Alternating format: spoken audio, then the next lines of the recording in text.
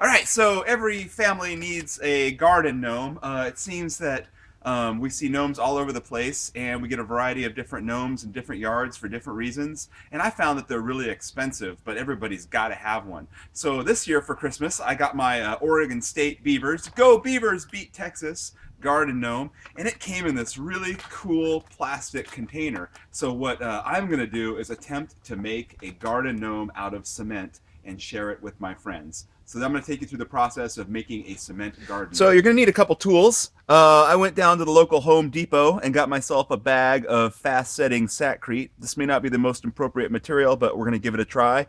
Everybody needs to have a good quality Homer bucket.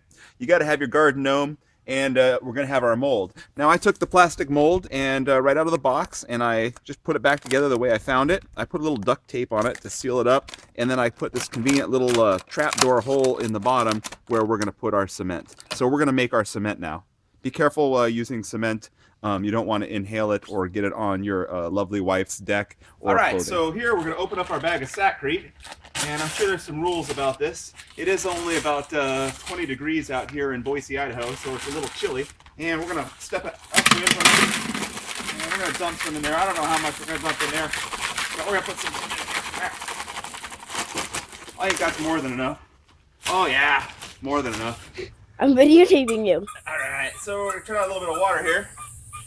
I don't know how much water it's going to take.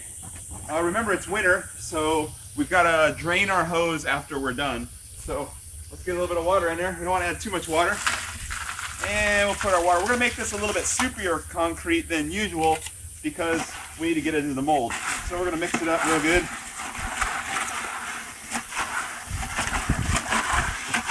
Oh, I think I added too much water.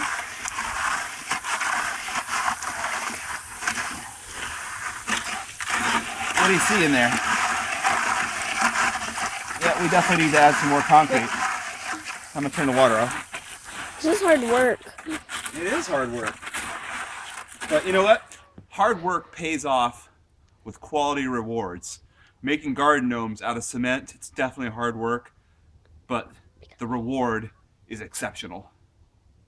Ready? All right, so we weren't quite sure how to get the cement into the mold, so I used all of my Oregon State engineering skills, and I built a funnel out of a grocery bag.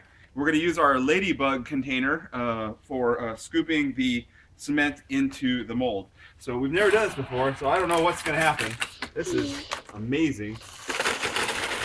It seems to be working. It seems to be working. How much do you think it's going to take? Uh-oh, we got a clog. Uh-oh, our hole isn't big enough. Oh, there it goes. You gotta hate it when your hole isn't big enough.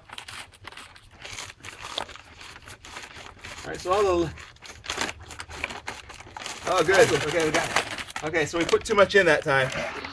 So...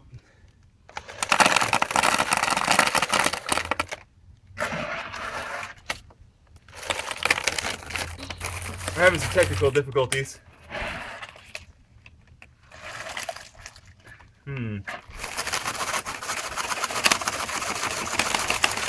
the mold was a good idea for while it lasted. This took a lot more cement than I expected. Oh no! It's gonna burst our bug! Our mold is not holding! Alright, well, as you can see, we had some technical difficulties. And that is how we make a garden gnome out of cement.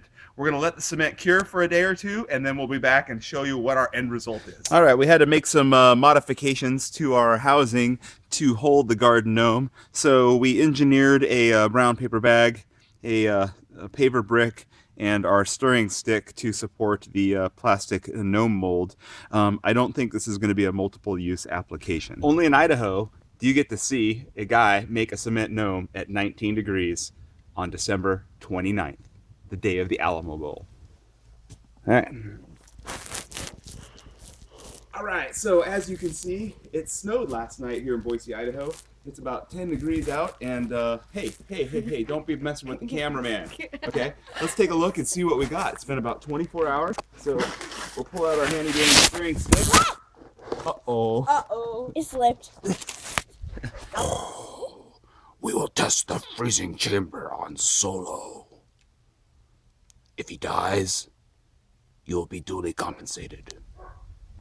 All right, so after we got the Nokia Lumia 920 phone cleaned up, we learned that it does survive a wee bit of moisture, 2 inches of snow in the grass, and about 10 degrees Fahrenheit. You can clearly see that our holiday cement gnome didn't turn out quite as good as we expected.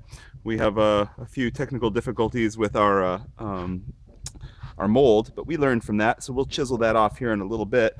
But essentially, we have created a garden gnome in Carbonite. Anyways, I still think it's pretty cool. We're gonna paint him, and then we'll hide him somewhere in the forest.